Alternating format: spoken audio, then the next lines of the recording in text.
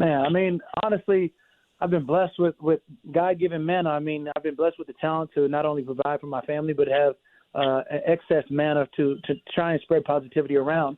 And I mean, there's so many good people in the local area. I mean, you talk about, Fat Boy Pizza and what they're doing for the front lines. You talk about, the Beans crew, what they've been doing for the front lines. I mean, No Kids Hungry is the foundation that has been given back to, schools that are still trying to feed kids who rely on school just to feed them 2 to 3 times a day. There's so many different avenues that we can try and spread positivity. You talk about, I've ran into random fans or, who are chefs on the off time, and, they're out there catering for the front lines. They're out there making food for, whoever it is. You talk about the fire department. You talk about East Jefferson. You talk about all the different hospitals that, have been working tirelessly at end to try and contain this. I mean, if anything, there's just so many people trying to create a positive influence on what we can try and do, what we can control. Cam, what's this been like? Cam, go ahead, Christian. What's this been like for you in terms of you still got to stay in shape and all that stuff? How are you combating that? Yeah, I feel like the Saints have addressed, our needs and in terms of, of course, everybody knows that I had surgery like 6 weeks ago. So I'm still rehabbing to get back to 100%. So the Saints have facilitated an amazing regimen, and I'm probably luckier than most is I still get to come in and have a physician take my temperature, make sure I've got all my body ailments in order, and then, of course, make sure that we're being aware of the coronavirus, and yet we're still getting in the work that needs to be done to that it doesn't, prohibit me from having another great season. But other than that, I mean, I get, a slotted time where, we get to focus on that. But when I wake up, it's family 22/7. And, Cam, you talk about giving back and you talked about the community, but I'm just even looking at the Saints organization and your teammates. It all starts at the top with owner Gail Benson, committed $1 million to create the Gail Benson Community Assistance Fund. Drew Brees, the quarterback of the team, $5 million for the virus relief. And you look at Deontay Harris, he just comes on the team. What he's doing with the food banks back in Baltimore where he grew up, and then now Second Harvest food banks in Louisiana, and then Thomas Morstead, then yourself. I mean, it goes on and on. Would you agree with this assessment? I'm looking at Deontay Harris. He said, look, the guys in this locker room want to put other people first and not just worry about themselves. It's just a good environment to be around. This just shows you why this organization has been what it's been and the success. It kind of all starts in the top, and it seems like on and off the field that's been the case. Absolutely. I mean, it speaks volumes for what's going on in our locker room, what goes on in people's hearts. I mean, we have a collective of not only great athletes, but we have great people that are in our locker room. And it just seems like the more, I'm talking with our teammates, and some more guys want to do whatever they can for their local communities, whatever they're part of. And at the same time, what they've been a part of New Orleans, so they will always want to give back the New Orleans way.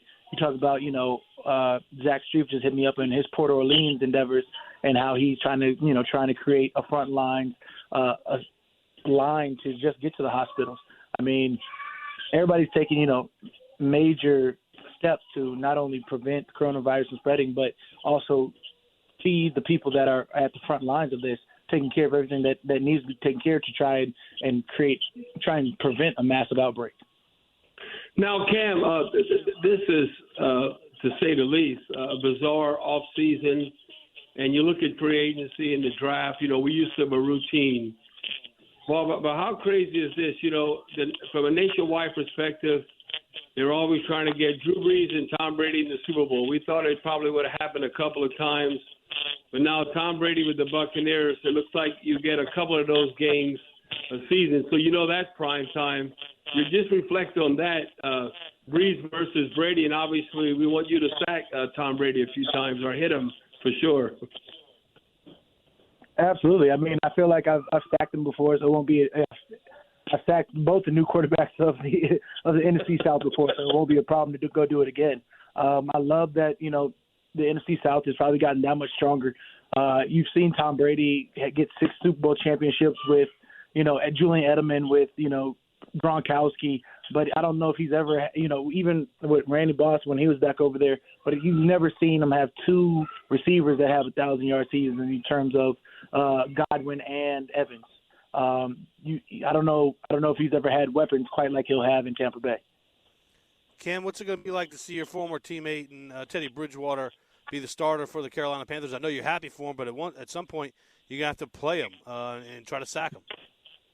Yeah, absolutely. I was like, Teddy gets there. Of course, they release Cam Newton, and then they go out and get a receiver.